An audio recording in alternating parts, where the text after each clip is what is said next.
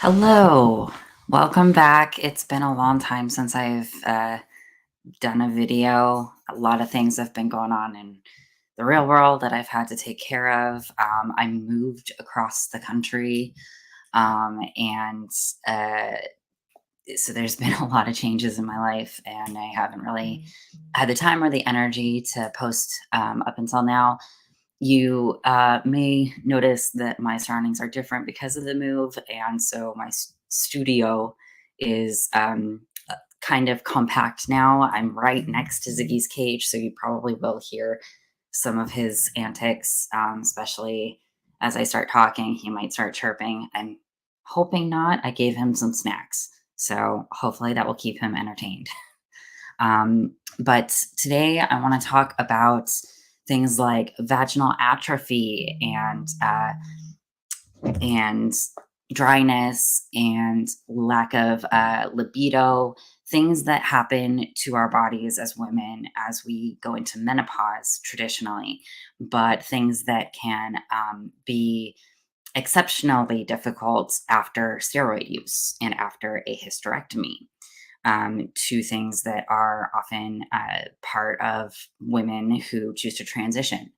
And I think that more of us need to be talking about this because we talk a lot about reproductive health and we talk a lot about the ability to bear a child that is healthy and has no complications. But we don't really talk as much, I think, about the women involved. We need to be prioritizing, I think, the health of the women and not what their productivity could be or what their potential to have children is. While that might be a concern to some women who are coming out of transition, I think we do need to prioritize more the woman's health versus her potential for bearing children. So that's some of what I want to talk about today. So I will just start off. Also, I want to thank my lovely fiance, Nicole. She's sitting on the bed over there. She's going to be moderating. So if anyone sees a comment that is obscene or crass and she doesn't catch it right away, please chat, and let us know. But otherwise, let's get to it. So, first off, I want to start with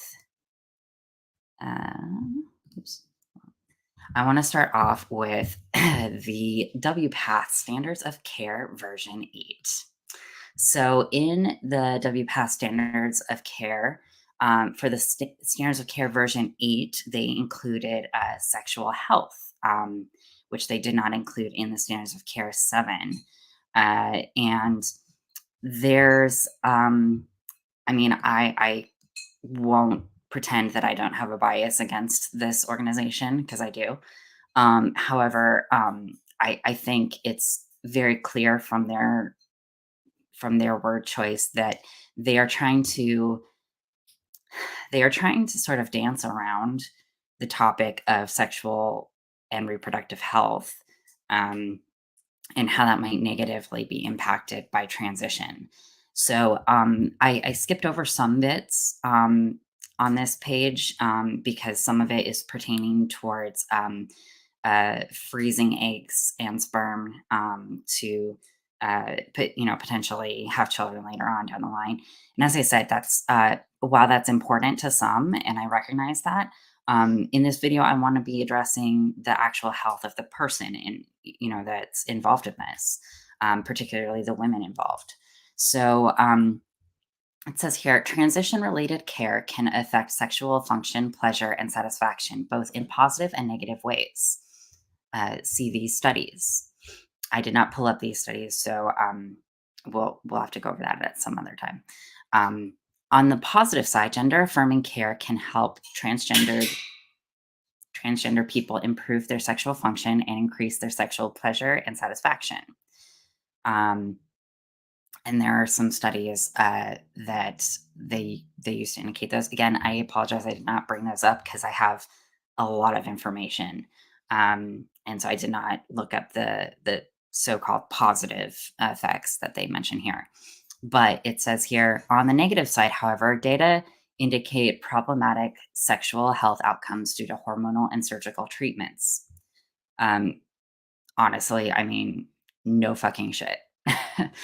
When you start messing around with hormones and how organs function, and you start incorporating these treatments even prior to surgery, it does extreme damage to your libido and your sexual health. And so I brought up the studies that they cite here as uh, problematic sexual health outcomes. So, prevalence of sexual dysfunctions in transgender persons. So this is the abstract. Um, the first aim of the present study was to explore the prevalence of sexual function disturbances and dysfunctions with distress in trans women and trans men 4 to 6 years after initial clinical entry. The second aim was to compare the prevalence of sexual dysfunctions among the various treatment trajectories and between trans persons with or without further genital treatment intentions. So I will give it to them that they are looking at men and women who have been in physical transition for 4 to 6 years.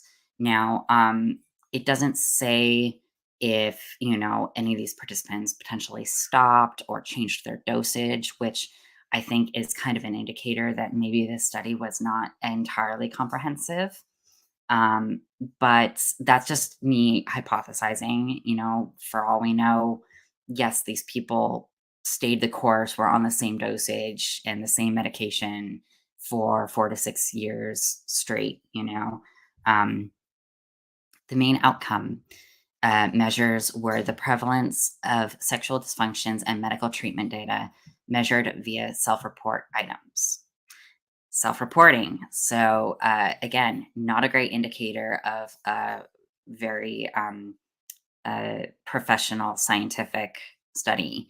Anytime there's, uh, how do you identify or what symptoms are you identifying in yourself or polling questions, you have these things, there's a huge margin of error, because anybody can answer, anybody can put down what they think is happening. Um, and so there's just a lot of room for flawed info. So let's get to results. The most frequent sexual dysfunctions experienced by trans women and trans men were difficulties initiating and seeking sexual contact, 26 and 32% respectively, and difficulties achieving an orgasm, 29 and 15% respectively. So just to for the lay people, women had difficulties initiating and seeking sexual contact. 32% of women had difficulty with that, and then 15% of women had difficulty achieving orgasm. Compared with trans women after hormone treatment and non genital surgery, trans women after vaginoplasty less often experience arousal difficulties, sexual aversion, and low sexual desire. Compared with trans men without medical treatment, trans men after a phalloplasty experience sexual aversion and low sexual desire less often. No significant differences were found between participants with or without further genital treatment intentions. So it's suggesting that after phalloplasty, um, trans men, as they state, experience less sexual aversion and have low sexual de- or yeah, have low sexual desire less often. So I don't know that I'm very skeptical of that. Again, I'm very biased, so take this with a grain of salt. But of the few people that I've known who've had phalloplasty, um, those women experienced more sexual aversion. They did not feel comfortable using their, you know, uh, their results to initiate sex. Um, and part of that was because of medical complications. So it's possible that maybe the women that they interviewed here who had phalloplasty were beyond their medical complications or something. But it just doesn't strike me as incredibly clear. Um, but maybe that's the cynic in me. Um,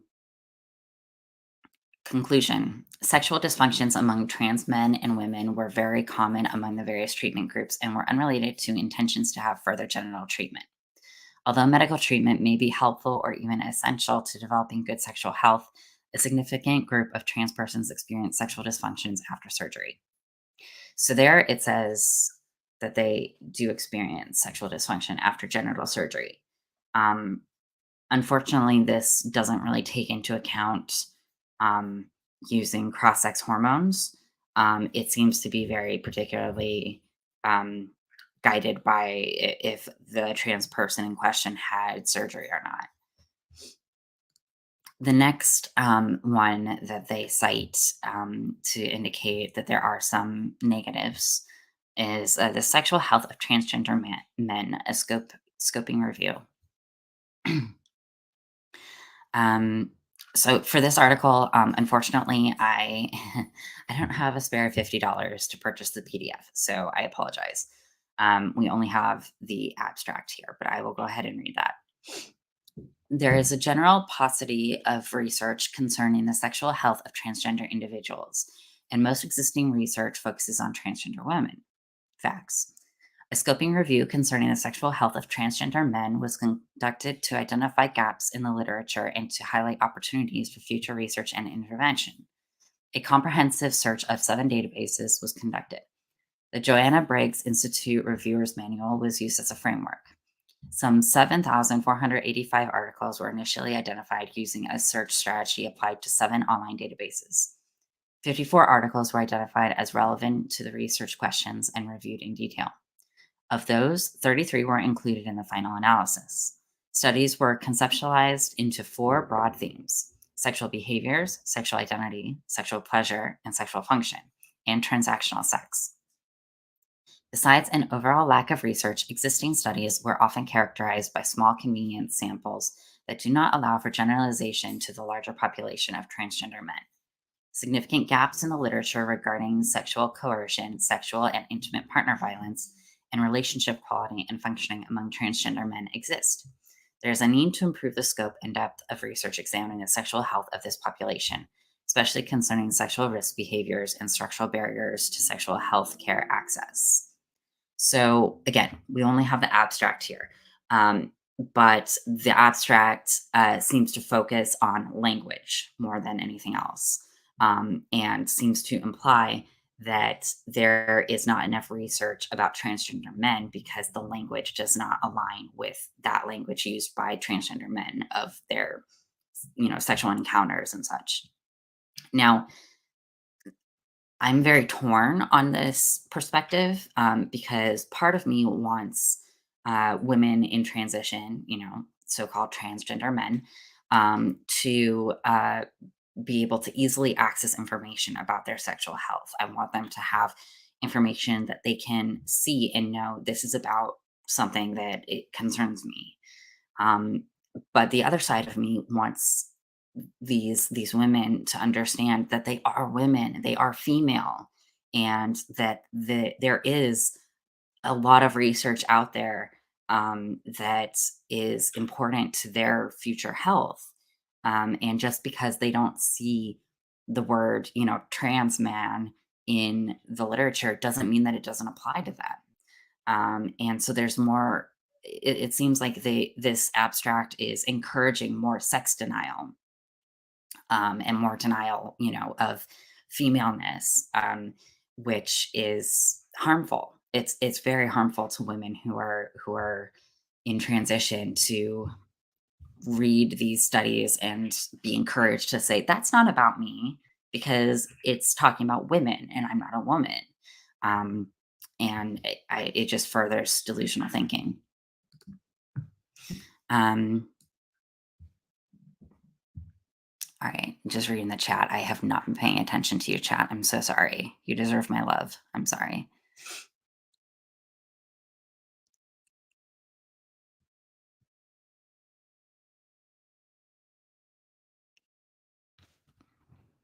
Yeah. All right. Um, Sorry, just taking a moment here. So,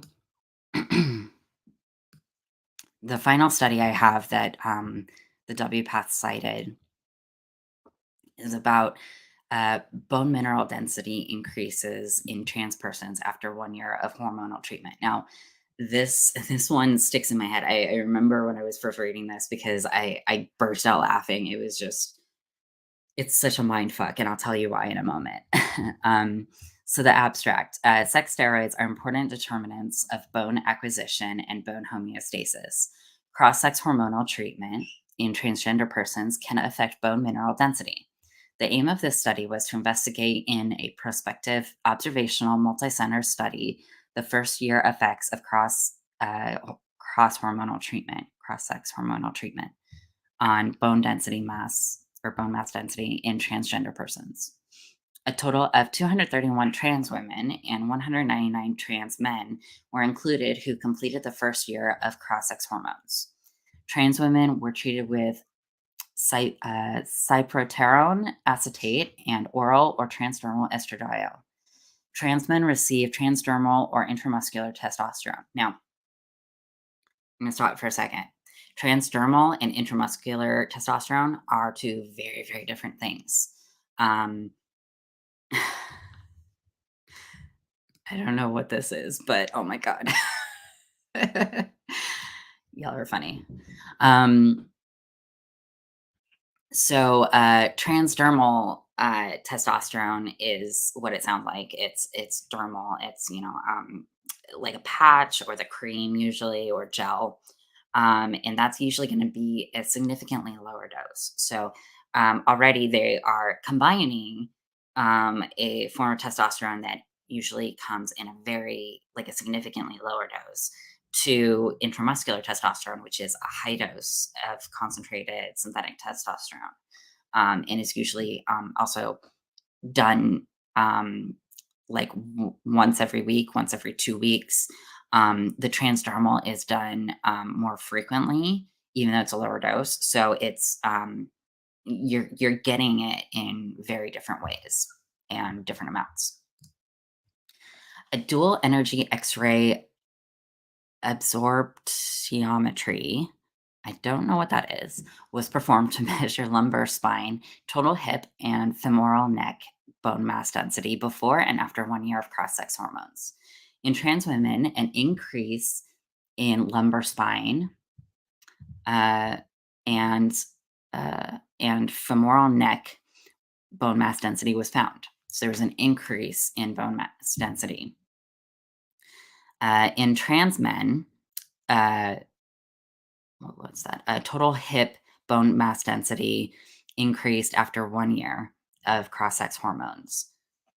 So they're suggesting that bone mass density increased after 1 year of cross sex hormones. No changes were absorbed in femoral neck bone mass density. The increase in lumbar spine bone mass density was larger in trans men aged less than 50 years to compared with trans men aged um, under 50 years. So the increase was larger in, I'm sorry, it was larger in trans men who were 50 years or older um, versus compared to trans men aged 50 years or younger. In conclusion, bone mass density increased in transgender persons after 1 year of cross sex hormones. In trans men of postmenopausal age, the lumbar spine bone mass density increased more than in younger trans men, which may lead to the hypothesis that the increase in bone mass density in trans men is the result of aromatization of testosterone to estradiol. So I've talked about this before when I've talked about how I think that for me, my experience, that testosterone, I was on such a high dose that it aromatized into estradiol or estrogen rather, um, and then started up the endometriosis. It triggered the endometriosis. And I'm not really presenting this as professionally as I had hoped. But my point being that this article is essentially saying that because these trans men are over 50 and they've supposedly been on testosterone for a number of years, it's gotten to a point where the testosterone is turning into estrogen. And so their bone mass density is actually better because they are getting estrogen um, by way of the testosterone being converted. So it's kind of funny that the WPATH is using this as a way to say, look, it's safe. It's even better because they're having an increase in bone mass density um, because of this little bit about them getting estrogen. But ignore that. Ignore that. The fact that they're getting testosterone, that's what's making them better. Um, yes, accidental estrogen. Yep, exactly. And because over time, as you're taking testosterone, you increase your dose over time. And I imagine by this point, these women are in their 50s, they're postmenopausal, they're increasing their testosterone more and more over decades, right? And so even if they've only been on it for like 10 years, they have increased it enough that it's probably at a high enough dose that it's converting to estrogen.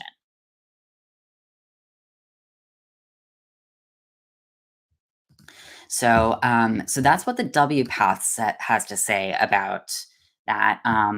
And transition-related hormones may affect mood, sexual desire, the ability to have an erection and ejaculation, and genital tissue health, which in turn can impact sexual function, pleasure, and sexual self-expression. Transgender people who wish to use their original genital anatomy for penetrative sex may benefit from medications that address sexual health side effects of hormonal therapy, such as erectile dysfunction, medications for transgender persons taking estrogen or anti-androgens, and topical estrogen and or moisturizers for transgender persons experiencing vaginal atrophy or dryness due to testosterone therapy. So, this was never addressed in my consultations with doctors, and various clinicians. And it got to a point where I have had to explain to doctors I was on testosterone for almost 6 years. I've had a hysterectomy. My ovaries barely function. I'm on supplemental estrogen orally, and I need vaginal estrogen to help um, maintain things down there. And doctors will not will not prescribe it to me. They're like, well, we don't really think that you need this. And it says right here in the WPATH that, you know, hysterectomy aside, okay, traumatic surgery aside, that if you're taking cross-sex hormones, you're probably going to need some topical moisturizer down there. You're going to need lubricants. You're going to need vaginal estrogen, possibly to alleviate dryness and atrophy and tearing. And that was not at all discussed when I talked with clinicians before, when I was going through my transition. One thing that I think is interesting too here is they say sexual desire, arousal, and function may also be affected by the use of psychotropic drugs. Now, we're just gonna skate over the fact then that this transgendered person it might be on psychotropic drugs to address things. We're not going to make any connection with the fact that this person might not be mentally well enough uh, to competently go after physical transition. This person may not be in a mentally stable spot to consent to transition, because they're on psychotropic drugs addressing a mental illness. Um, but we're going to ignore that and just say a little reminder that, antidepressants, antipsychotics, anti anxiety medications all can have an effect on your sexual health. Um, which is true. It's very true. I'm on an antidepressant and an antipsychotic that both affect my libido as well as just in general my sexual health. And these are things that I have talked to my psychiatrist about. My psychiatrist was actually extremely informative compared to my primary care physician who knew nothing about this stuff. And God bless her. I sat with her so many times trying to explain all this stuff. And she's just like, oh, well, I don't know anything about that. I'm like, okay, well, I don't know why I'm here, why I'm paying you. You're very nice, but I don't know why I'm paying you. Um, but like I said, fortunately, my psychiatrist has been extremely informative about things. And the times that I have said, I don't want to take this medication because it causes these side effects, she has listened. So,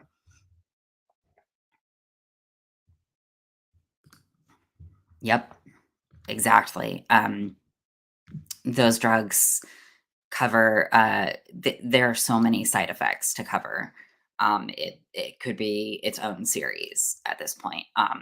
Like I could do a series on each individual drug, basically, because while there's lots of crossover, um, all those drugs impacted differently, and also like we're all individuals, so like each individual person might be affected differently. I've talked with other people who have taken the same drug that I have taken and had horrible experiences or had even better experiences. It's very uncharted territory, but then also it's stuff that we should be talking about more, but we don't because it's regarding women's health. So,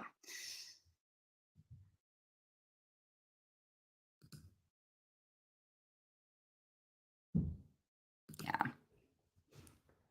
Yeah, and, yeah, nice, well-intentioned usually do the most harm to women. It's true. I, I've had some very lovely doctors who did me extreme harm, and I'm in 2 boats, right? Like, I wanna ruin them, for what they did to me, but I also am like, "You're a nice person." Um, you're just stupid, and you were too cavalier with the way that you handled this.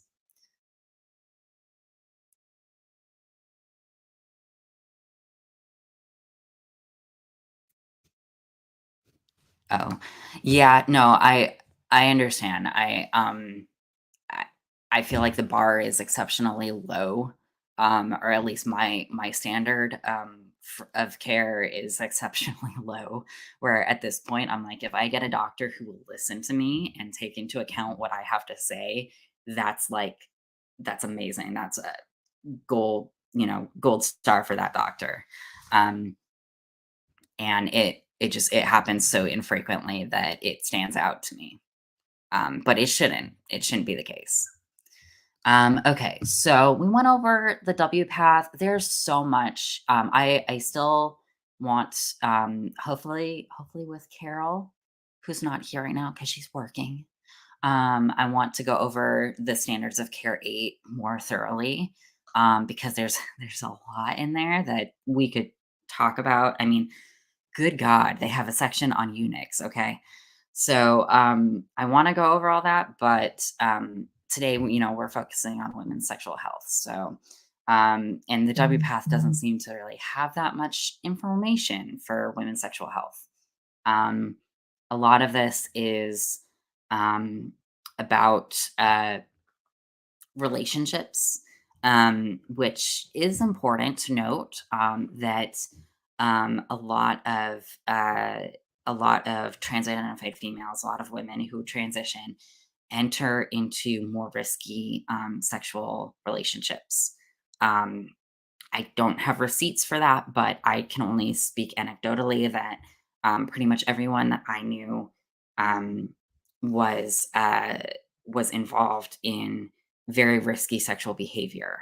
And a part of that is like we addressed before, the language, right? That there's this block in women's brains when they are in transition, and they say, well, this doesn't apply to me because I'm not a woman. So there's nothing that's saying trans men are who are in this risky sexual relationship. Here's how you can get out of that situation. It's not saying trans men, it's saying women. So that doesn't apply to me. So I'm not going to listen to what that has to say. And it's devastating how often that happens with trans identified females, that they create this block for themselves, and are losing out on helpful resources.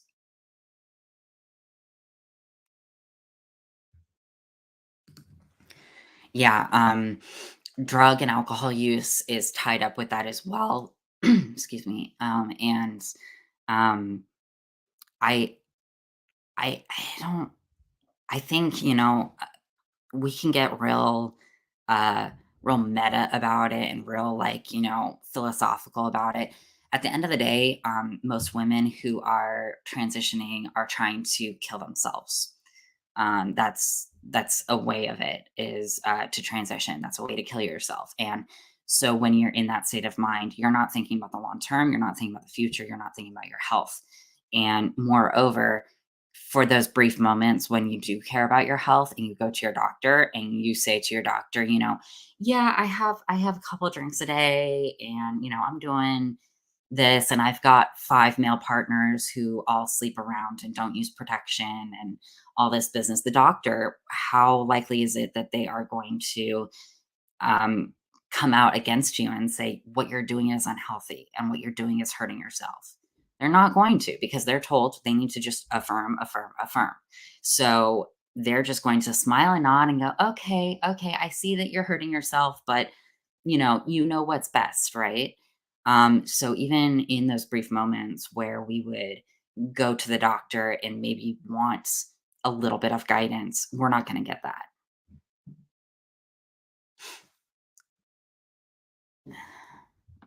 So, so that's the WPATH. And again, there's so much on here. A lot of it is about relationships. Like I said, a lot of it also is about post surgery. Um, because I want to focus on um, vaginal health, and atrophy and things like that.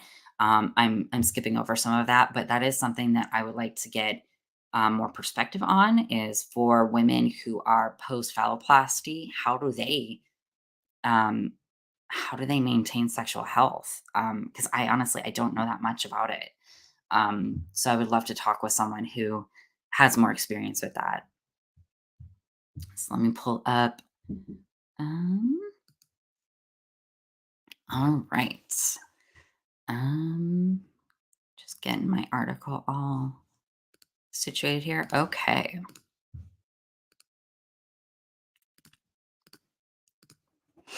So now I want to talk a little bit more about long-term testosterone use. Um, and again, it's called testosterone here. It is a steroid. It is an anabolic steroid.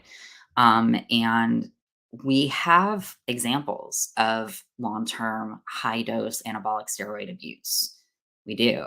And it's something that I talk about as frequently as I possibly can, because I think that it really helped me understand my body better. And I think more women who have been through transition and detransitioned need to be aware of it. Is the East Germany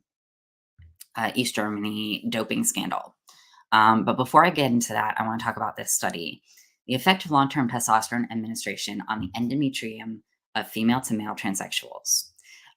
So this was published in 2009, and I am shocked that it has not been taken down, to be honest, because just that title alone um, suggests that it would not be kosher with today's language. So the aim of this study was to investigate the effects of long-term T treatment on endometrium histology and proliferation in female to male transsexual subjects. We compared these endometria with those of young women in the proliferative phase of the cycle and with those of postmenopausal women.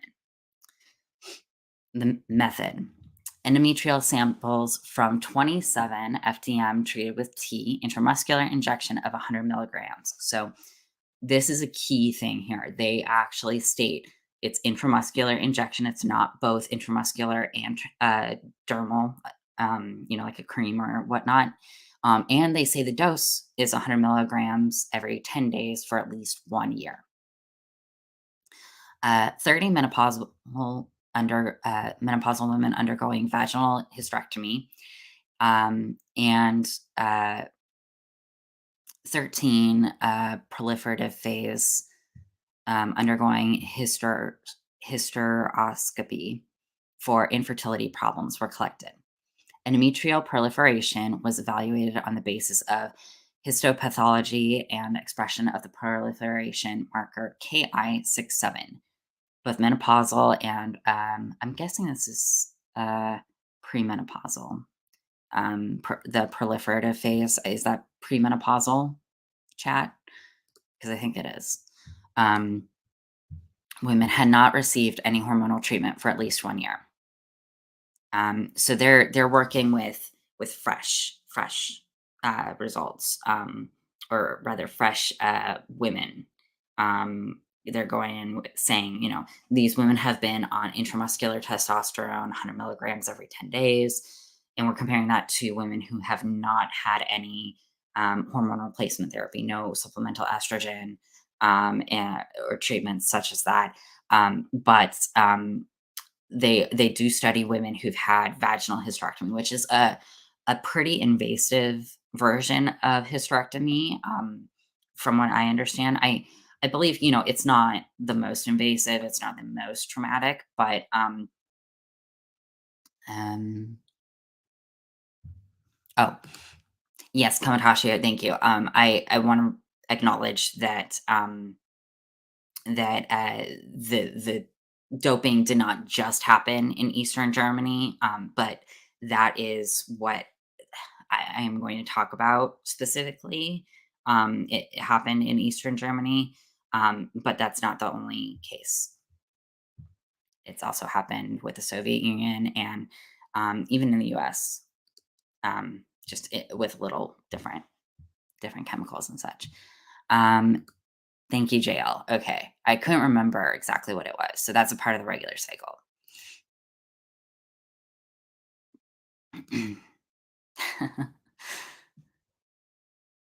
All right.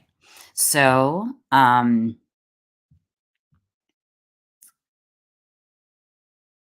main outcome measure: circulating total testosterone, estradiol, progesterone, insulin, and glucose levels were measured in FDM and PM subjects.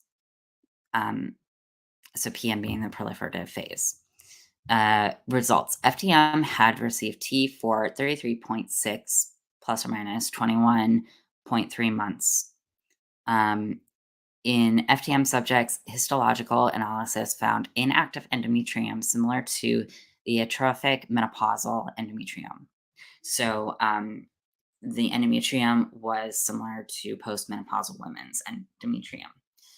This should be no surprise to anyone who knows about how testosterone affects the female body. However, reading something like this, 8 years ago, I would have been shocked, because once again, it's not talked about.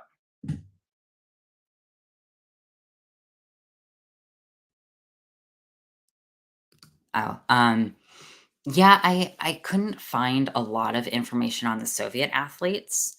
It wouldn't shock me either if it was covered up better. uh, but that's part of why I'm going to be specifically talking about the case of the East German athletes, because I couldn't find a lot on the Soviet Union athletes, but it would be interesting to read that. All right, so conclusions and results. We went over the results. In conclusion, our data suggests that exogenous T administration does not stimulate endometrial proliferation in FTM transsexuals, and indeed may have atrophic effects. So essentially, in this study, it's confirming what most of us know now, that exogenous T administration does cause atrophy. And they don't specify the muscles, they don't specify exactly what is experiencing atrophy, but they do talk about that. Aqua. I didn't know who you were at first. I have to admit that. So thank you for showing up. I'm glad that you're here.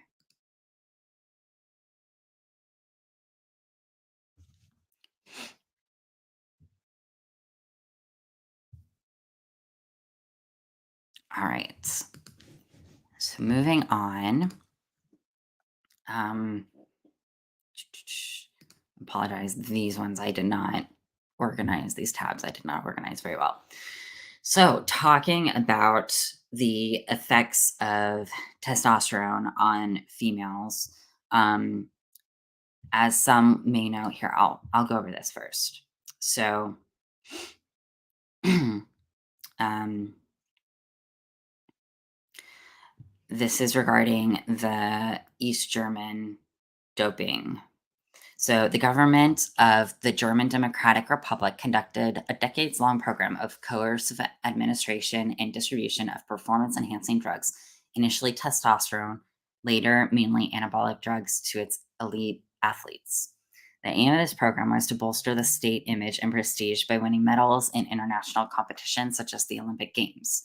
The East German doping system started in the 1960s. The system was extremely formalized and heavily based on a notion of secrecy. On a performance level, the system was successful. East German athletes were part of the elite, and the country achieved success. However, the doping system negatively affected the health of numerous athletes over time.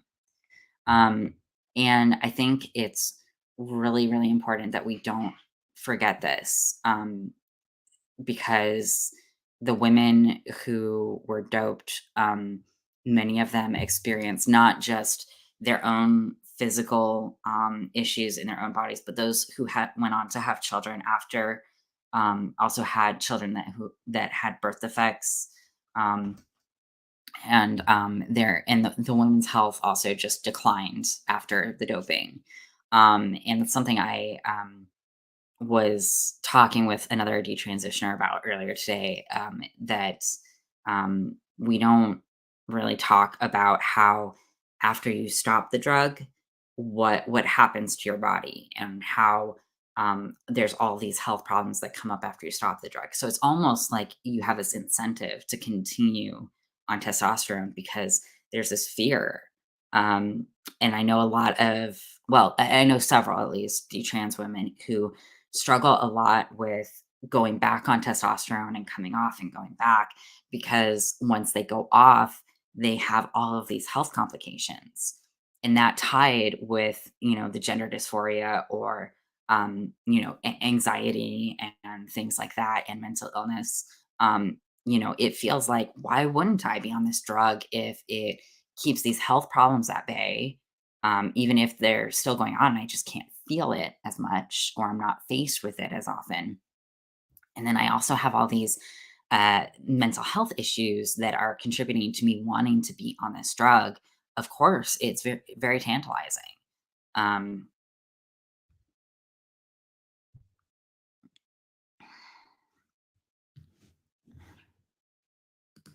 yes, I imagine it's very different culturally there. That's something that here in the U.S. we uh, don't talk about it very much, if at all. And it's frustrating to me. I wish that we talked about this more. I wish I had like learned about this in history um, more, or something to that effect. Just even like a blurb about it, because I only learned about this recently. So, um, yep, yep, very true. Because, to be frank, I've had moments before where, especially when I was dealing with endometriosis, where I thought, if I go back on testosterone, I'm probably not going to be in as much pain. For whatever reason, I'm not going to, my nerves are not going to react the same, or it does something. It does something. I don't know what, but it does something where it makes it so that you're not in as much pain. And maybe it's placebo, maybe it's distraction, maybe there's something to do with the chemistry. I don't know, but for whatever reason, it has been very tempting, even for me, even after all of my health complications that drove me to stop. Um, I was still tempted. And I still have moments where I'm like, man, I remember having so much more energy. I remember not having chronic pain. I remember, all these things that feel like positives, but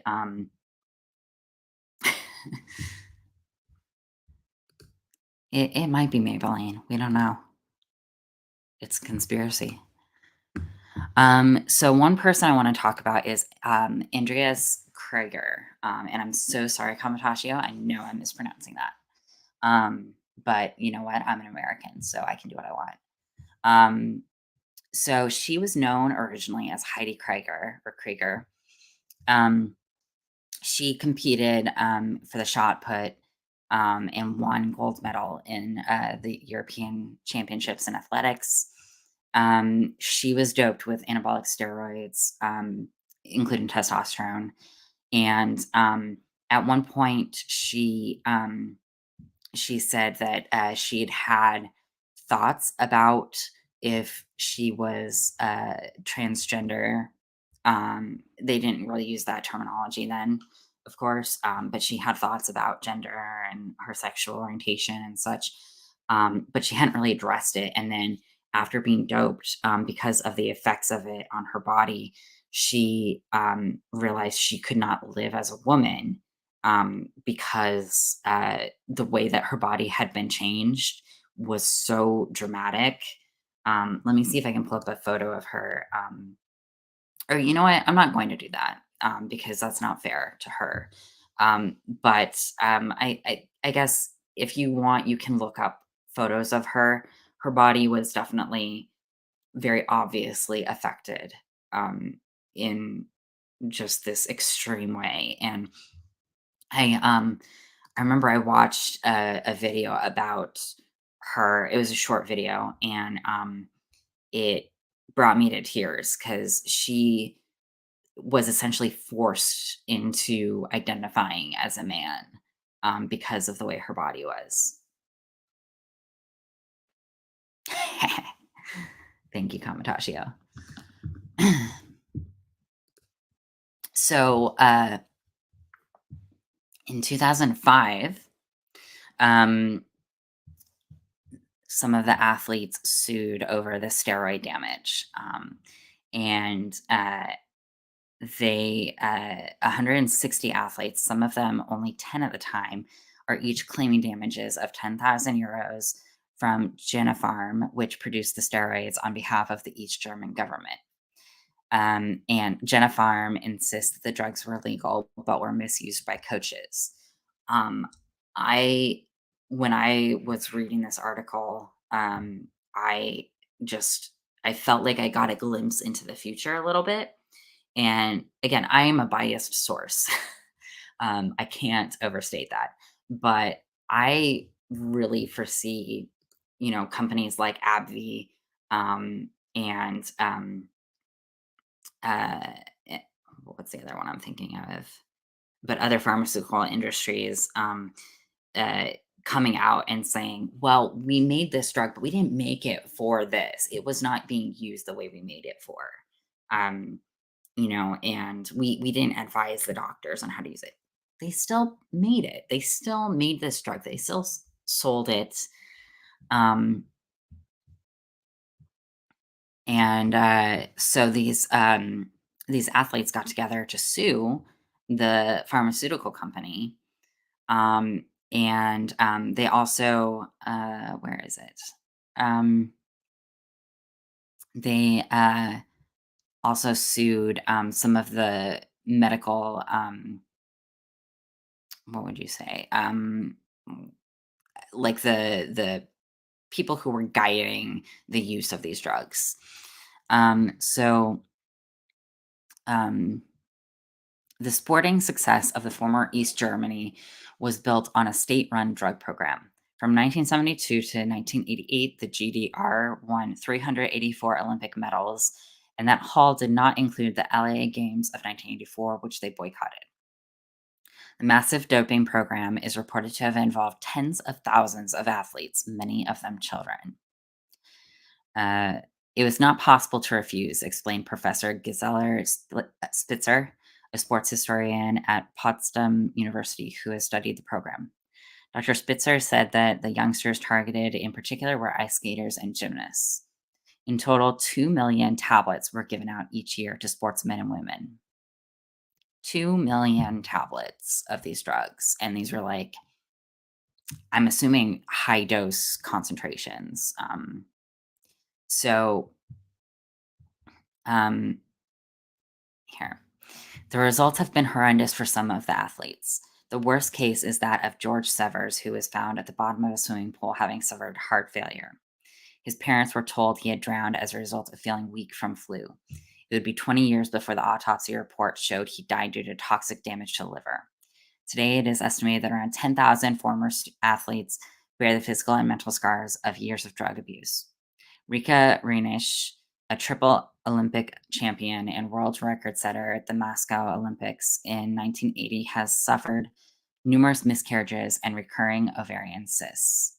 So I think that that's something that's really heartbreaking, but really important to note that she experienced a lot of ovarian cysts after, and for um, for women getting a hysterectomy, um, it's uh, at least for me, it was recommended to keep my ovaries at the time because they do more than just produce or help the production of estrogen and release of eggs. Like there's more to it than that.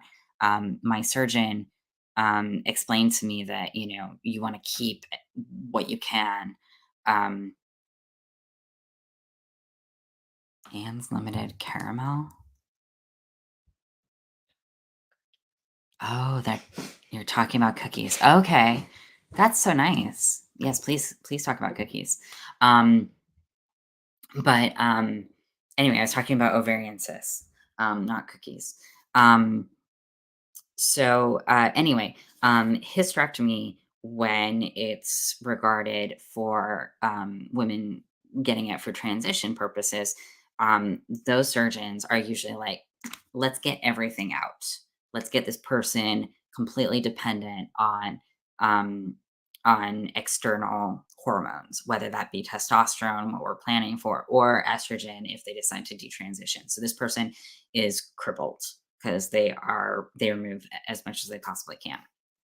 And they advertise this as, let's get rid of the ovaries because it's going to make your T absorption a lot better.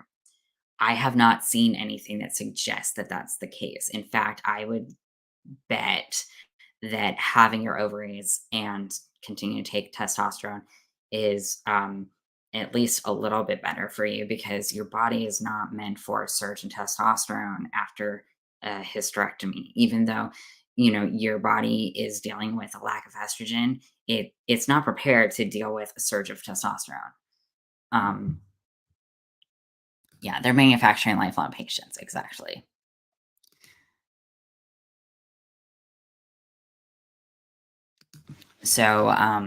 So that's something that I think is an interesting little detail there about the ovarian cysts. um, the toughest sentence handed down to the 356 convicted in the doping scandal has been to Dr. Lothar Kipke, the head of the East German Swimming Federation, who oversaw the drug program from 1975 to 1985. He received a fine of under $6,000 and a suspended jail sentence. So, yeah, fuck that guy. Um, but because they were not really able to get these doctors on real like criminal charges, like none of these doctors really served time. Um, they mostly had fines to pay. That was pretty much it, and got paroled. Um, but they went after Jenna Farm.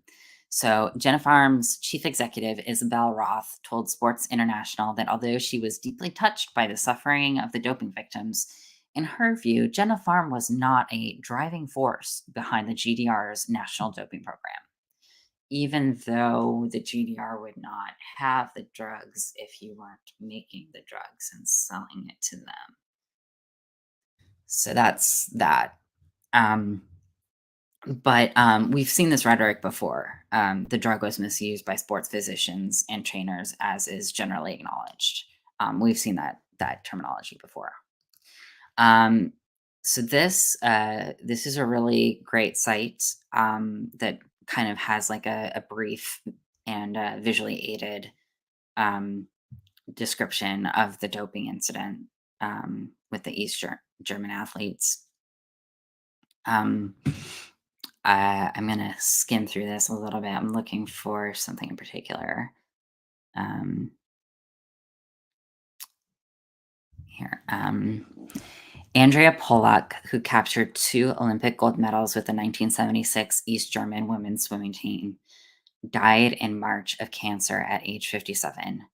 Like other members of that team, she was systematically doped as a teenager with oral turinabol, an anabolic steroid created by the state-run company Jennifarm. Christian Knack, Polak's teammate at the 1980 Olympics, said Polak also suffered a miscarriage. So a lot of these women experienced, like I said, birth defects, but also miscarriages. Um, and then we saw ovarian cysts. um, Hepatitis, heart disease, liver tumors, and liver cancer were among the consequences. Women who received injections or ingested synthetic testosterone also had physical side effects such as acne, deepened voice tints, excess hair or excess growth of like hair and pubic hair, and enlarged clitorises. Some female athletes gave birth to children with club feet or other defects. Um, Faust Gold, Inside the East German Doping Machine. I haven't read it yet. If any of you guys have read it, please let me know. I'm interested in reading that book though, because it seems like it has a lot more information. Um, but yeah, these drugs were given to the athletes. They were told that they were vitamins, and they were forced to take them. They had no option. And in a lot of the cases, the parents were not even told that their children were being doped with these drugs. Um, so, um, like I said before I went into this, we have this tragic instance of um, doping to look at for what we can expect for women's sexual health and health in general after being doped with testosterone. Um, and this article is regarding the conviction or the convictions of those who were responsible. So a court found Manfred Ewald, 74, the former East German sports chief, and Manfred Hoppner, 65, the longtime medical director, shared responsibility for the steroid program that ran from 1974 until the Berlin Wall came down in 1989. They were both put on probation. Um, The former athlete said that the side effects range from excessive body hair and deep voices to gynecological problems and, in at least one case, birth deformities in a baby. Um, I, I think because I've read more articles that suggest that more deformities happened in children. I think it was more than one case, but I don't have evidence of that. And then this article um, talks about ovarian insufficiency.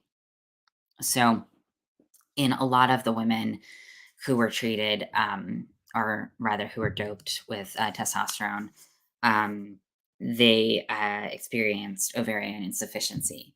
And now, with ovarian insufficiency, um, like with a lot of things, you think you can't get pregnant, but you can get pregnant. It's just your chances are obviously extremely low. But should that happen, you're going to end up with a child, most likely with some complications in childbirth or, possibly defects. Um, but primary ovarian insufficiency is a condition that occurs when a person's ovaries fail earlier than average. So, just for reference, I have this. Essentially, the way that my surgeon explained it was due to long term testosterone use coupled with my hysterectomy, which was a partial hysterectomy where my uterus was taken out. My uterus and my cervix were taken out, but my ovaries were left. But due to the surgical trauma, that kind of put my ovaries over the edge and they sympathetically shut down. Um, and they pretty much don't function at this point. I have them. I'm not planning on getting them removed unless there's a risk of cancer, but they don't release eggs any longer. Um, so hopefully we all know what ovaries are, but just in case, your ovaries are small glands located on both sides of your uterus that produce and release eggs during ovulation. Your ovaries also make important hormones for menstruation, pregnancy, and other bodily functions. The usual age for egg production to stop, known as menopause, is around 51. For some people, POI happens abruptly and they suddenly stop having a regular menstrual period. But for others, the diagnosis of POI comes after months of years of irregular periods.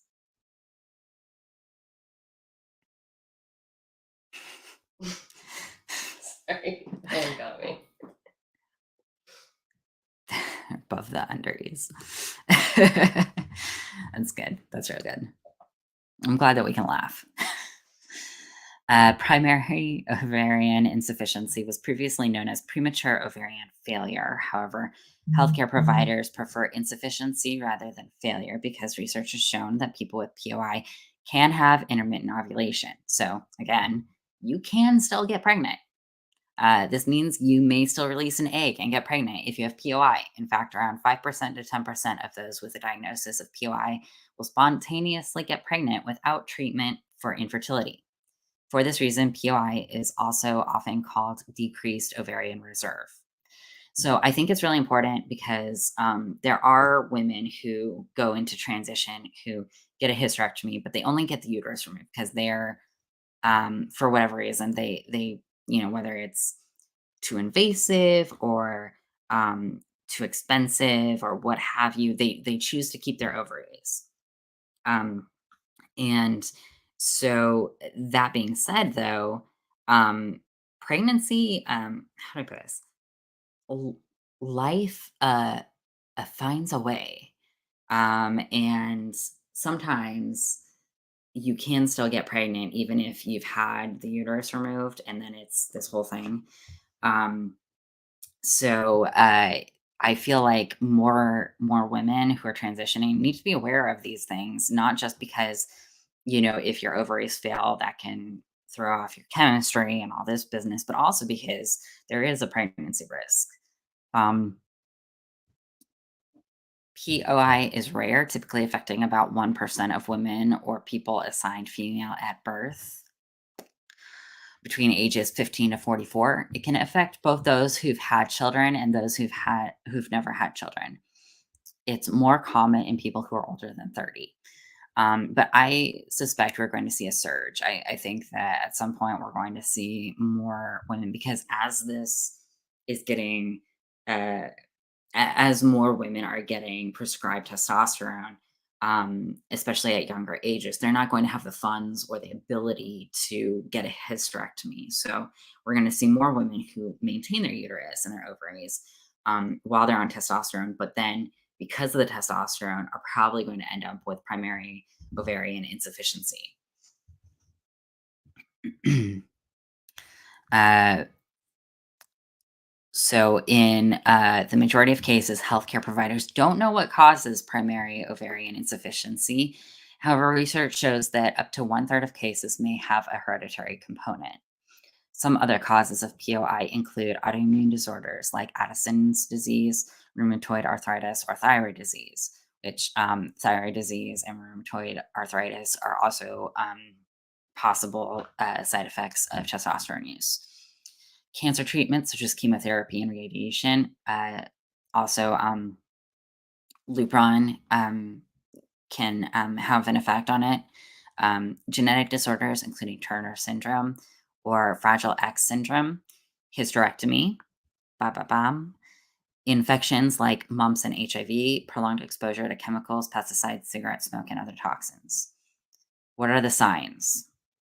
irregular or missed periods, trouble getting pregnant, decreased sex drive, difficulty concentrating, irritability, dry eyes, hot flashes and night sweats, vaginal dryness, painful sex due to vaginal dryness. So, um, a lot of us, we know what menopause is based on, what we've seen in movies. And obviously, most of you women are very intelligent. So you've read about this or possibly even experienced it yourself. So you understand a lot about it. But the average woman who's, in her early 20s and who is going through transition does not know what to expect.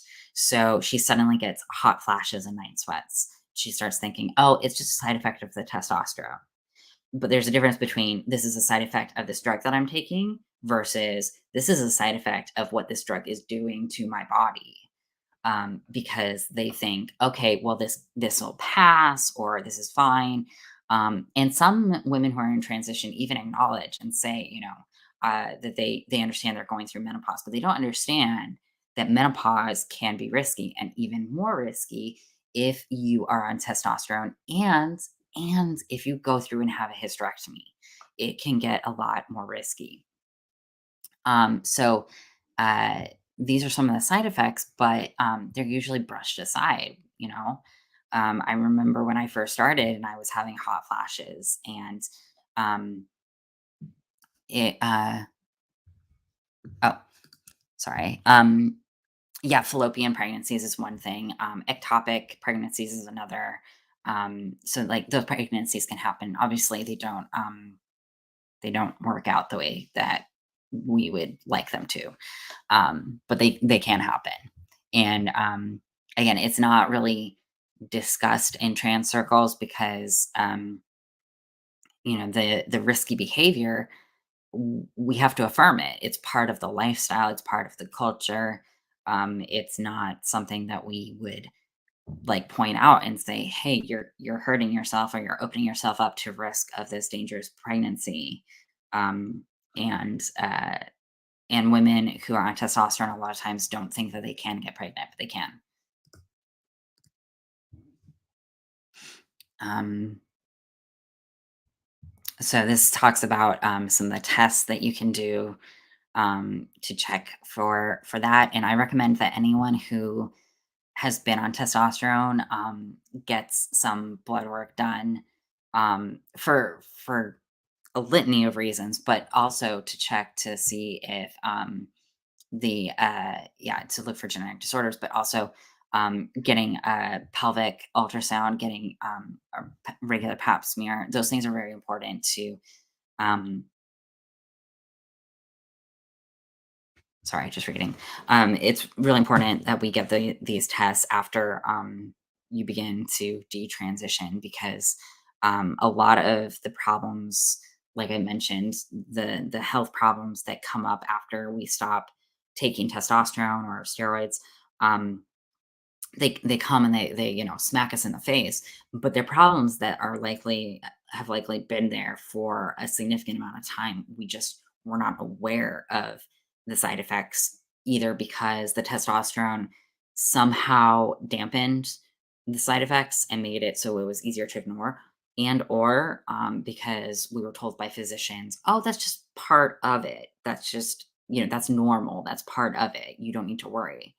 Um, but we need to, if we're getting off of these drugs, we need to get these tests done.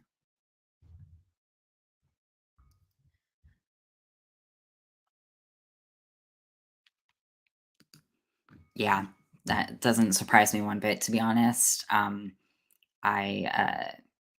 yeah, I'm sorry for your friend. That sounds tragic.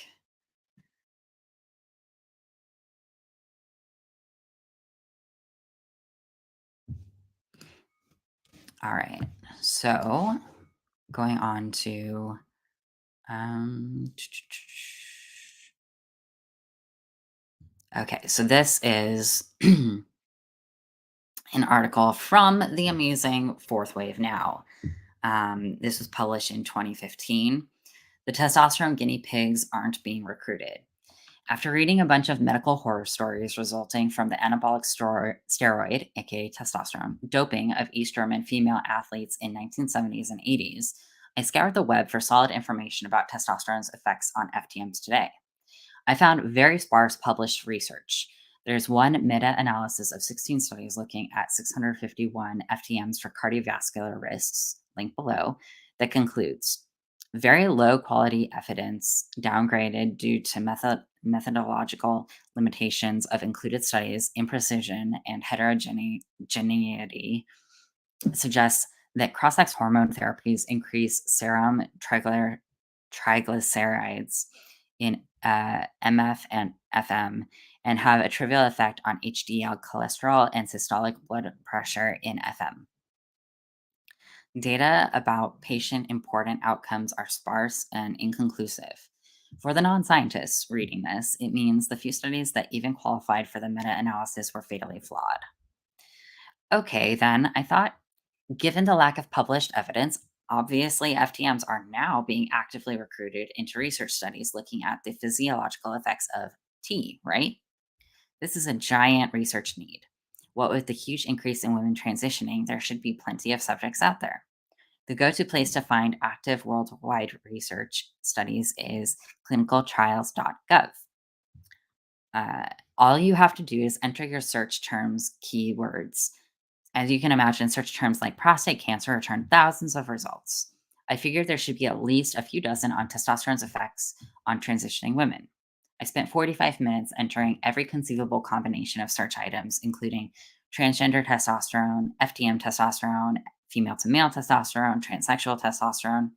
I found one German study, observational study on metabolism and psychopathology in transsexual patients, which should be a very interesting one to read once results are published, but it's not about health effects of testosterone.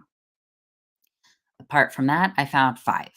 Not a single one was looking at possible adverse effects of testosterone. There's some basic science looking at testosterone and serotonin transporters, but nothing about T's health effects. Try searching clinicaltrials.gov yourself. See if you have better luck than I did ferreting out any significant research on the mass. Uncontrolled chemical pharmaceutical experiment currently being trialed on young women. I'll be interested in hearing about any studies. Meanwhile, I guess the guinea pigs have to just keep on going. So, again, this was 2015. And now, in the end of 2022, I found 13 studies about testosterone. 13 about testosterone use by females. Of those 13, I don't remember exactly, but the majority were concerning transdermal testosterone. So the cream or gel or the patch. It was not about intramuscular testosterone use, and it was used on women going through menopause. It was not used by women transitioning. So the dosage is very, very different. Much lower dose for women on it who are in menopause. Yeah, ranked up to 13 whole studies, and none of them were about the adverse effects. So this study is my last study. This is one of the ones that I found. Effective transgender therapy on muscle, fat, and tissue receptors. So this one regards gender incongruence and transgenderism. Throughout recorded history, some men and women have experienced emotional distress at being physically trapped in wrong gender. Gender incongruence refers to the state where one's internal sense of gender differs from the gender assigned at birth. I'm not going to read all this because essentially we kind of all know this. But here, in this study, we plan to evaluate hormone receptors that carry out the action of sex hormones in fat tissue and mononuclear cells, a type of immune cell in blood, following gender affirming therapy. The mechanism that led to growth or suppression of fat mass or lean mass. Effect on inflammation, a cardiovascular risk marker. The hormone treatment of gender incongruence is a relatively untested therapy. The treatment is based on extrapolations and assumptions from hormone treatment in hypogonadal, hormone deficient, and cisgender, same gender, no incongruence individuals. So hypogonadal, usually, what they're trying to say is the comparisons are usually made on men. Study type observational, 4 participants, and it's supposed to be completed this month. And this will be interesting to note that the receptors, uh, how they affect the muscle build and tissue degradation versus tissue build. Um, because I'm I don't know. I'm hoping that they talk some about atrophy. I doubt they will. But I'm hoping that it talks some about it. I think they're mostly focused on the adipose, the fat tissue. So gaining fat tissue and how that can raise your risk of heart attack or stroke. Um, but I do hope that they talk some about atrophy in this study. So we'll see. This study is ongoing, so um, we're hoping it's active. They're not recruiting, so they already have all the participants they need. But we're hoping that they will come out with more of their information come December. So that's all the studies that I had. Um, but I did want to talk a little bit about my personal experience. Um, so for anyone who doesn't know, because I talk about this all the time, I talk about my vagina all the time, right? Yeah, yeah, I talk about my vagina all the time. So I'm gonna just do that again, because why not? So back in 20, I think it was February of 2020, I had a hysterectomy, and it was a second surgery that I had to treat endometriosis and adenomyosis. Adenomyosis is different from endometriosis because adenomyosis is when it impacts the uterus. Um, Endometriosis is when lesions of diseased tissue form in organs around the uterus. Or sometimes on the outside of the uterus, but not inside the uterus.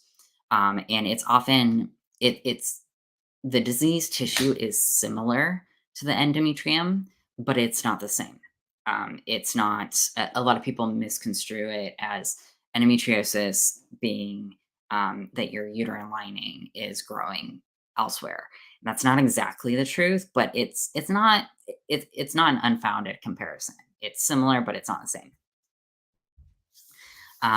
So I had both endometriosis and adenomyosis. So my uterus was diseased inside and out, and the disease was then spreading to my bladder. So because it was spreading so quickly, and because it was already impacting my uterus quite a bit, my doctor, who was a specialist in women's sexual health, she'd already done one surgery to remove diseased tissue from my body, and then upon examination, this second time around, when it came back, she said, "Look, like your uterus is pretty much kaput." She was like, because the sections were so large, the sections that were diseased were so large.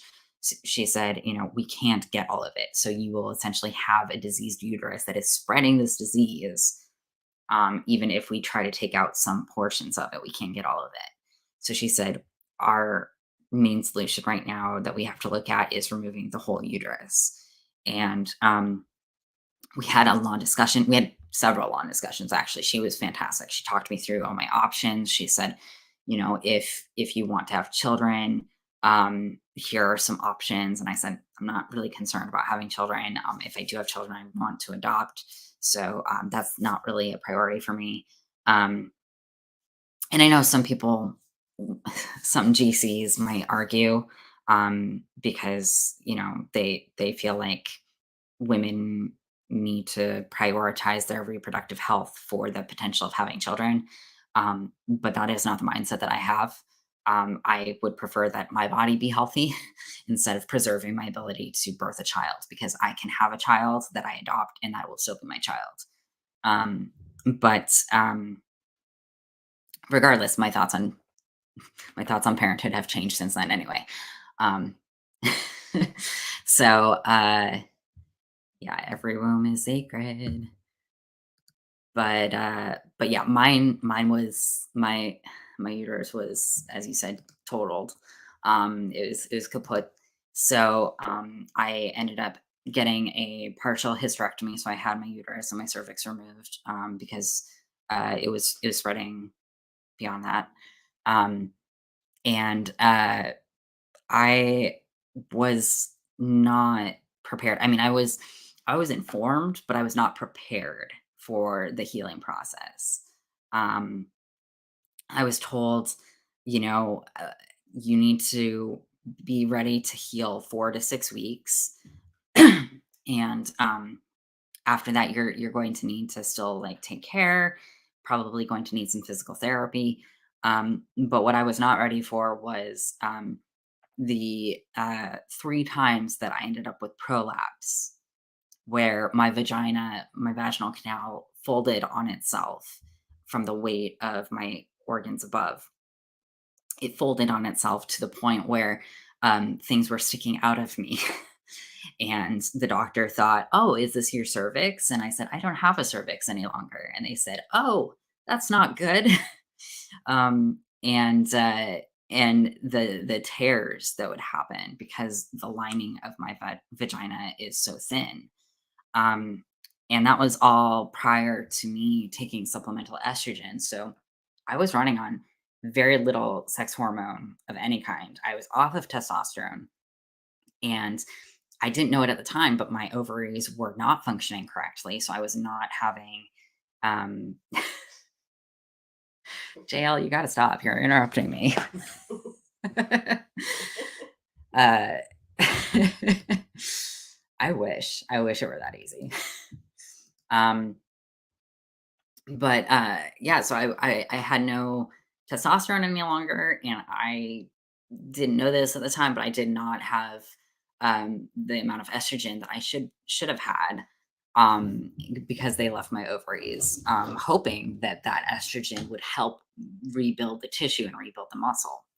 But then after my hysterectomy, I was having hot flashes and night sweats, but then I also was having mood swings. I was having the prolapse. I was having tearing where I would, pick something up that was too heavy. And all of a sudden, I was bleeding out of my vagina, which should not happen if you do not have a uterus any longer. That is a concern. Um, and the vaginal dryness was extremely painful, and that's something that I think, it's great to laugh about. We can joke about this stuff all the time, um, but the fact is, like, it hurts and it's very uncomfortable, and we deserve to be able to, go about our days in comfort, and it can impact your sexual relationships. So at the time I was having penetrative sex, and um even with proper lubrication and taking it easy and everything, it still was extremely painful and would cause me tears. And that's something that I think more detrans women need to be aware of, because the testosterone, I should have pulled up the study. I have a study somewhere talking about how testosterone thins the vaginal tissue. But it does. It thins the tissue down there. It thins the vaginal wall, and it breaks it down. Now you further that by also taking away your uterus, where your ovaries are going to produce less estrogen. They might not fail like mine did. It's possible that your ovaries will still function okay, but it's extremely likely that they will function at a lower capacity than they did before a hysterectomy. So, um, with that being said, we have detrans women now who, well, and trans identified females who are, who have thinned vaginal tissue, no uterus, and the if they still keep their ovaries are not functioning properly, so they're not getting that estrogen that they need down there. And it becomes, testosterone, as I said before, um, in other videos, it sort of numbs you down there. So you're not getting the painful sensation. Like I could not believe the pain I was in after I stopped testosterone.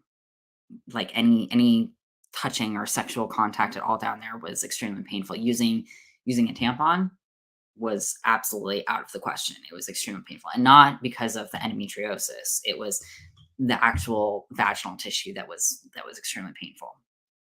Though the endometriosis also painful. Don't recommend. But so some things that we can look at to do to kind of help restore the muscles down there. Excuse me. Um, I do want to say, you know, I'm not a doctor. I'm speaking anecdotally. I'm speaking from my own experiences. Um, but I really hope that more women who've been on testosterone can have access to this information because it's really important for us to take all the resources we can. Not everything's going to work for you. Not everything's going to work the same for you. You should always consult with your doctor. Even if your doctor is a dumbass and just wants to affirm, still go over it with them. They might not know exactly what to do, but it doesn't hurt to just tell them at least, like, hey, I'm considering trying this to help with the dryness or the thinning tissue down there.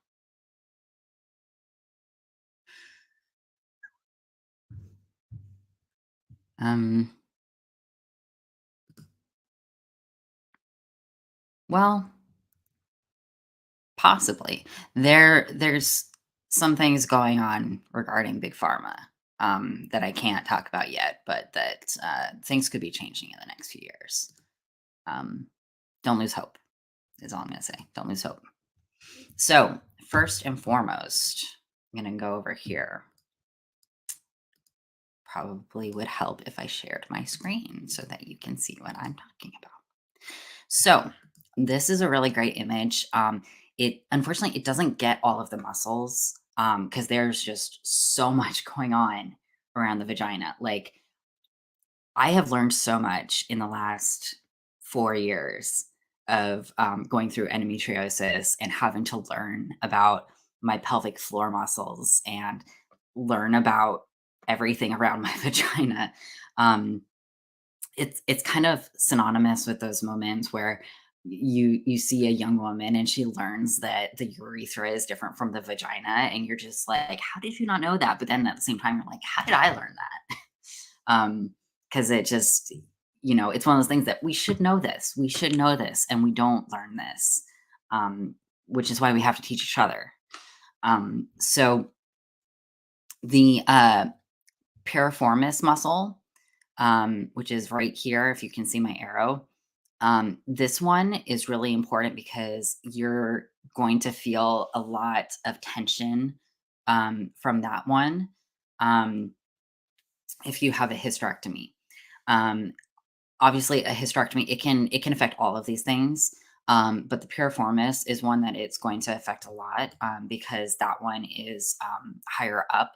So you're going to have a lot more weight on that muscle, and if that muscle's weak, it's gonna strain a lot.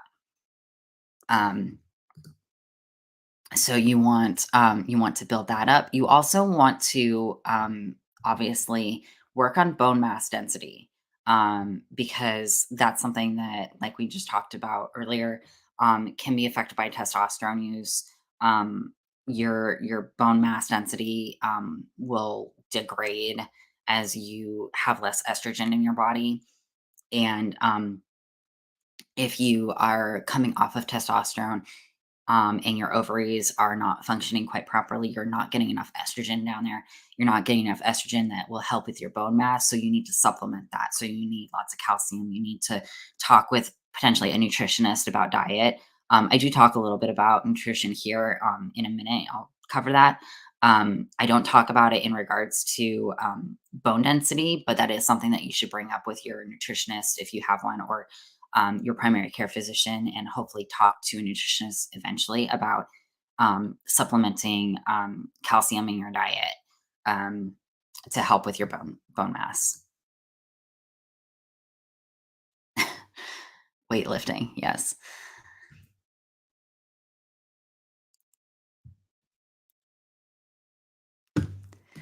Yep, and this is exactly what I was gonna get to next, was pelvic floor exercises. So, I found doing pelvic floor exercises, I was extremely self-conscious, and I shouldn't be. I mean, the doctor or uh, the trainer, I don't know exactly what, her professional title is, but the person who was training me on these exercises, she, was very ecstatic about talking about all of these things, very much like, do you feel like you have to pee when you do this? Does it feel like you have to poop when you do this? What does your poop look like? And all this stuff. And I'm just in there just like, I don't want to talk about this. I don't know why you want to talk about this so much. This is gross. And it's so silly how taboo these things are, because we do need to talk about it.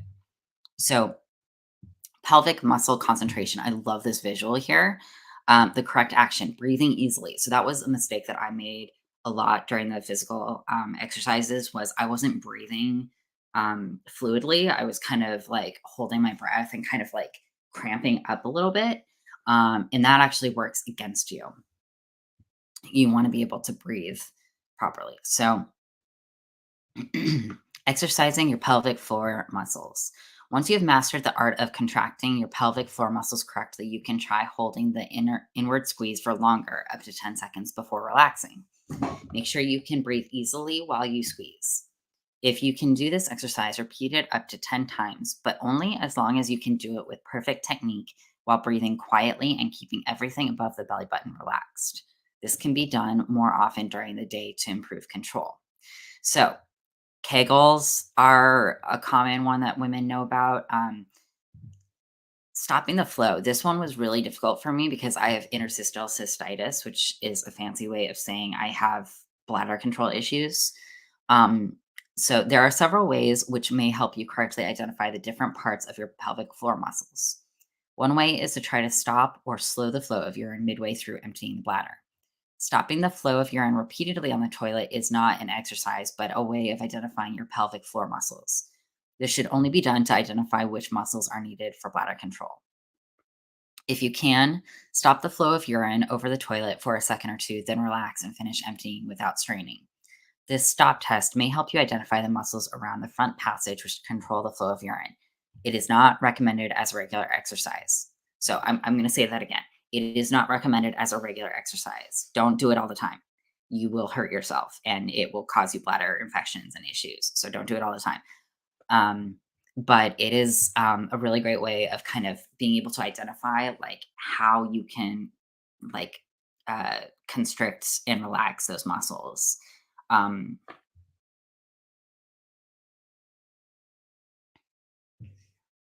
oh, interesting. Euro, I believe that's a root.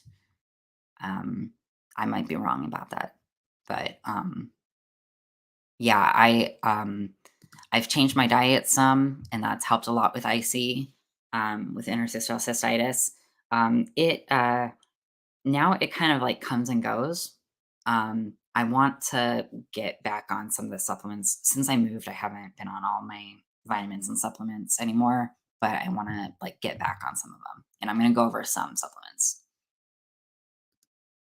So, visualization. Another method to identify your pelvic floor muscles is to imagine stopping the flow of urine and holding it in flatus at the same time. So, this is going to be crass, okay? I hope y'all are ready for this. Put down your teacups. So stopping the flow of urine while holding in a fart. It's gross, but it is part of understanding those muscles and how those muscles work. Relax the muscles of your thighs, bottom, and abdomen. Squeeze in the muscles around the front passage as if trying to stop the flow of urine. Squeeze in the muscles around the vagina and suck upwards inside the pelvic. Squeeze in the muscles around the back passage as if trying to stop passing wind. Muscles around the front and back passages should squeeze up and inside the pelvis. Women who are familiar with using tampons can imagine squeezing in the vagina as if squeezing a tampon up higher in the vagina.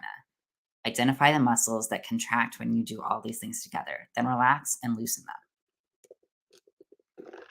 So, pelvic floor therapy is crucial after having a hysterectomy.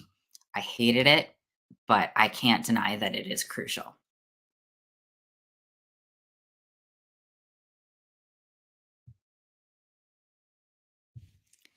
All right. So, yoga and Kegel exercises. Yoga can improve women's sexual function, according to a 2009 study published in the Journal of Sexual Medicine. The study involved sexually active women ages 22 to 55 who followed a 12-week regimen of an hour of yoga each day, followed by breathing and relaxation exercises. Given that we just talked about pelvic floor therapy, physical therapy, it should be no surprise that doing other muscle therapy, such as yoga, can also help you strengthen that area. The women completed sexual function questionnaires at the start and end of the yoga program. Could be flawed, which showed at their sexual function scores that their sexual function scores improved by the end of the program across all 6 of the area studies: desire, arousal, lubrication, orgasm, satisfaction, and pain. The biggest improvements were in women ages 45 or older. Now, again, women who uh, yeah, that's true. Aw, thank you. That's very kind. I don't know if I have the patience for that, but I think it would be nice. But what was I going to say? So a lot of these studies, again, are talking about women, postmenopausal women, or women who are in their 40s to 50s. Um, and so it's hard for, I'm 32. It's hard for a woman my age to look at something like that initially and think, oh, this is going to relate to me. But unfortunately, because of the combination of physical things that have happened with the testosterone and the hysterectomy and all that business, my body, in a sense, is on a different time frame. So this still applies to me, and I think that more detrans women are going to find that their bodies have sort of aged faster in certain ways. Um, Kegel exercises involve contracting and relaxing the muscles of your pelvic floor, which holds your uterus and bladder in place above your vagina. The aim is to improve the tone of these muscles, which can have the following benefits: increasing strength and awareness of the muscles involved in pleasurable sexual sensations, which can help some women achieve orgasm; reducing vaginal or pelvic pain during sex; improving some forms of urinary incontinence; preventing or treating pelvic organ prolapse, in which the uterus or bladder bulges into the vagina. So, um, again, these exercises are really important. You don't need to have like the Kegel balls um, or whatever that those tools that they sell. They can help. I to be frank, I used to have a sex toy that I would do exercises with, and it actually did help quite a bit to have something there to really be able to physically get the sensation of, okay, I know my muscle is contracting because I can feel it tightening around this object. And it's hard, it's really difficult to like know what's going on down there when you can't see it. You don't have someone helping you see it, and it's difficult to you know understand which muscle you are contracting because we don't know, we're not told where the muscles are or what they are. So I want to talk about some foods. So these are foods that increase estrogen, um, and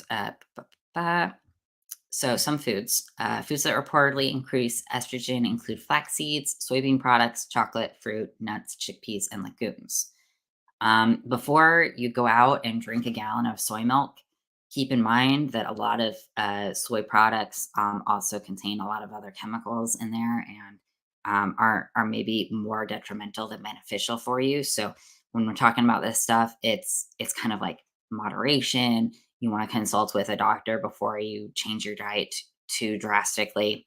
Um, but incorporating soy a little bit more can be helpful. Although I have found that in lieu of incorporating pure or in lieu of incorporating like soy products, like products that contain soy, instead I like having products that like are more basic, I guess I should say, like tofu, um, more than soy milk, because soy milk contains a lot of other things besides just soy. Um, oh, I didn't even know that. Yeah, soy is not the best example. Um, it I've heard it can affect males though. Maple, do you know anything about soy affecting men? Because I even though it's phytoestrogens, I've heard that there are some effects, but maybe it's all bunk. I don't know. Um, that being said, I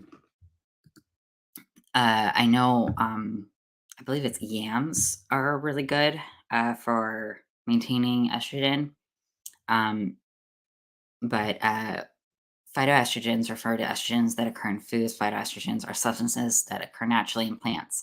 They have a similar structure to estrogen and also have the ability to bind to the same receptors that estrogen does. Um, Lignans are a type of phytoestrogen found in grains, nuts, seeds, plants, wine, and tea. Um, they are said to have an antioxidant effect. So I don't know about that. Flaxseed, though, flaxseed is a good one. Um, and fruits and vegetables. Here we go. Dried fruits are pretty good.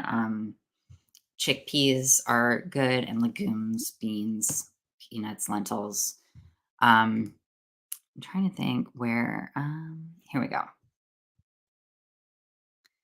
Um, so you need good bacteria.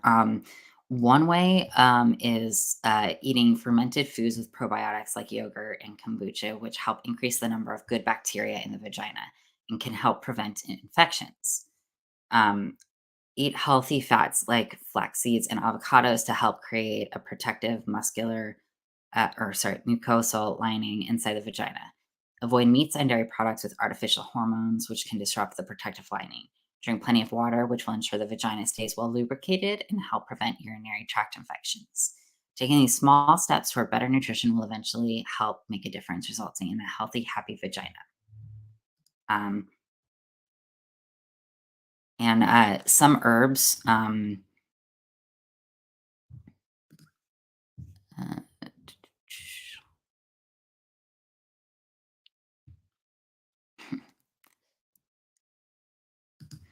all right.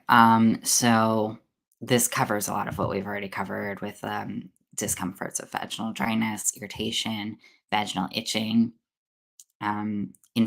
infections. I didn't even mention that. But after my hysterectomy, when I started encountering more vaginal dryness and more tearing, I was getting lots of infections. I was on so many medications to stave off infection. It was ridiculous because it was just pretty much constant. You have tears down there, and it's scary. Okay, so many products combat vaginal dryness through the use of natural herbs like shatavari, aloe vera, linseed, red clover, sea buckthorn oil, black cohosh, and dong quai. So, of these, I've tried aloe vera, red clover, black cohosh, and dong quai, and they've all helped a lot. The black cohosh helped a lot. Um, Aloe vera, also any Any sexual lubricant I get is water based, usually with aloe vera in it. And I think the last one I used, I think that was pretty much it. Was it had like aloe vera and water, and then it had one other ingredient, but I don't remember what it was. It was an all natural product. Um, so black cohosh is a plant also found to be used historically by Native Americans as a dietary supplement to help improve the symptoms of women experiencing menopause. So it can help with vaginal dryness, night sweats, heart palpitations, hot flashes, and mood swings.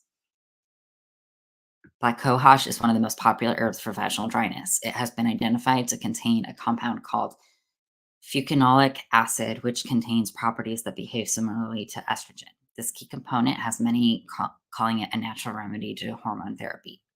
Despite its popularity, a review of studies has found inconsistencies in the dosage, formulation, or plant species, making it difficult to measure the effectiveness of the herb. So, you know, take this with a grain of salt. As with anything, be careful. Um, oh, good Lord, Maple. They'll try anything. I knew a trans-identified male who was constantly drinking tons of soy milk, hoping it would give him breasts, and it made him break out, and it was really funny. But um, yeah, black cohosh was a real lifesaver for me. I need to get back on that. And I love black licorice. I love real black licorice, so I will. Yeah, I know. I know. Nicole's making faces at me, but I don't care. Gross. It's delicious. Yeah. You don't know Yeah, anything. aspartame. Yeah, you know what? I will divorce you over this. Dare you.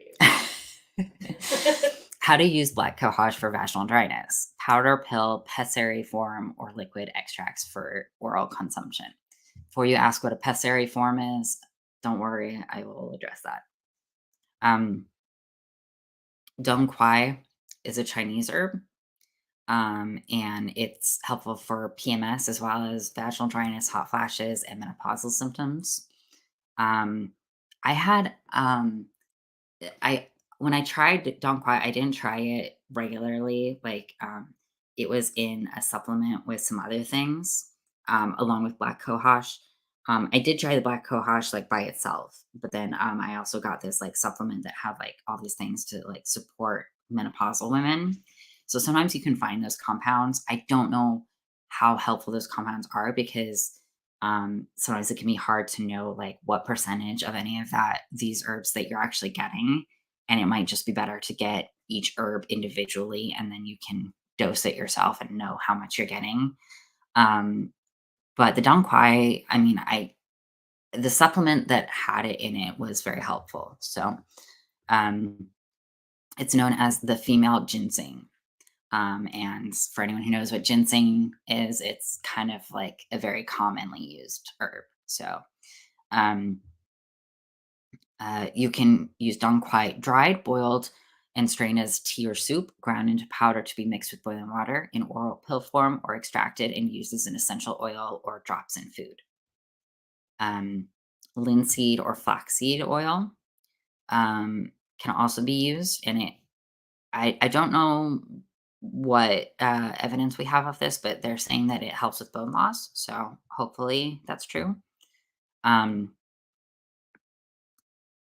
Says, "In a 3-month study of 140 menopausal women self-reporting," that's a red flag, self-reporting, "various menopausal symptoms, those taking linseed noticed a decrease in symptoms and reported an overall increase in quality of life.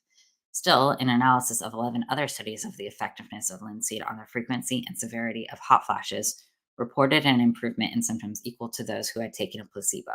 So, could be a placebo. I have recently been thinking a lot about placebo and the placebo effect, and how um, the placebo effect is not altogether a bad thing.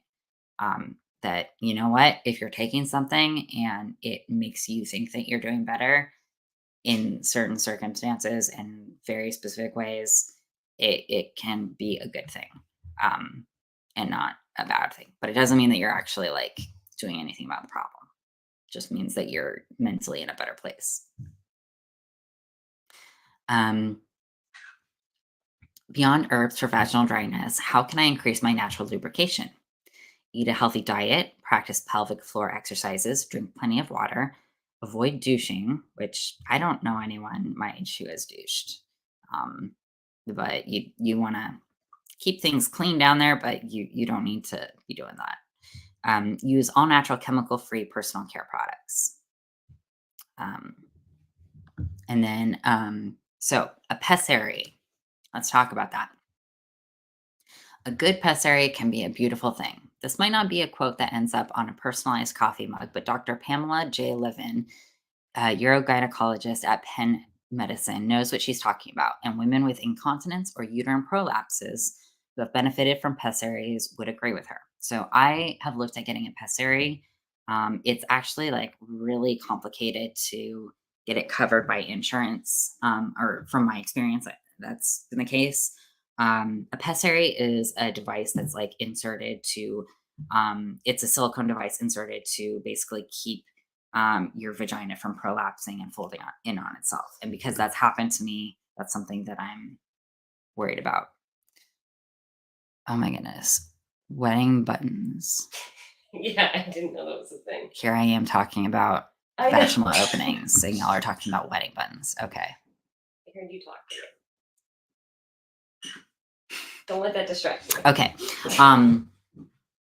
Anyway, wedding buttons, absolutely. Yes, I'm on board. We're getting them. So a pessary device is a small silicone device that you insert, usually to keep the vaginal canal open, and to support the muscles around there. So that's something I've been looking into getting it for the last year. Like I said, I've run into difficulty getting it covered by insurance, and I found fewer and fewer doctors are offering to do it. I'm not sure what the complication rate is with this, so please like use discretion before you start like going gun ho about like, hey, I think I could benefit from this. I'm gonna go get it done. Like it needs to be fitted. You need to make sure that you're not sensitive to the silicone, and that it's fitted properly and all these things. So, but it's something that I've read several women post hysterectomy who've had to get pessaries done, and they've had good outcomes from it. So pessaries aren't just for grandma. A lot of young people use them as well, Dr. Levin says. Many of my patients use them between pregnancies. Most people know that incontinence is when you leak urine, when you cough, exercise, or strain, the AAFP says. While it often occurs in women over 50, it might also occur during pregnancy, after childbirth, or because of various diseases. Uterine prolapse is also common. It happens when the muscles and ligaments that support the uterus are too weak, causing it to droop or sag into the vaginal canal. It can occur after you give birth or with age, especially if you have a genetic predisposition for a loss of support in the pelvic floor, or if you take steroids and it degrades your muscle tissue down there.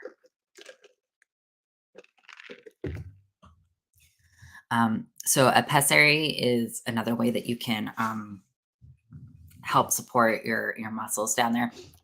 Getting a pessary is not a substitute for pelvic floor therapy. Pelvic floor therapy is the number one thing that should be done after hysterectomy, and it should be done with a professional, at least at first, until you can do the exercises on your own. And then I'd say, do yoga as regularly as possible. Be gentle with your body. Being gentle has been a really difficult thing for me to learn how to do.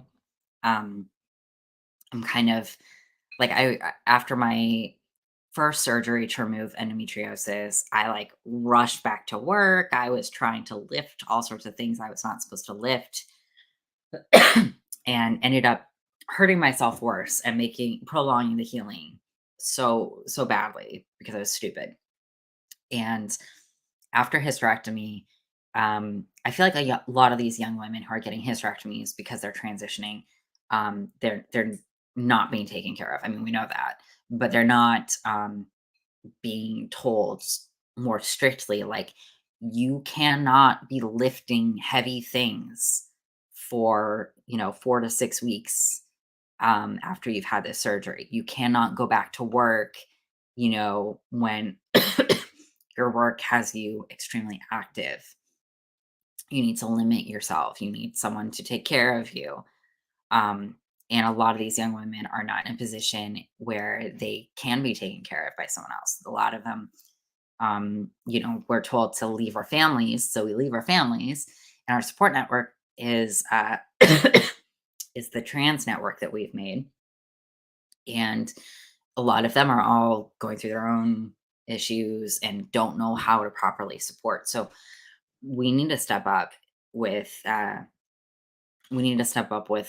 care of these young women. If we're going to be doling out this massive surgery, this like extremely influential surgery, if we're going to be doling this out like candy, we need to be taking care of these women. So I hope that some of this has been helpful.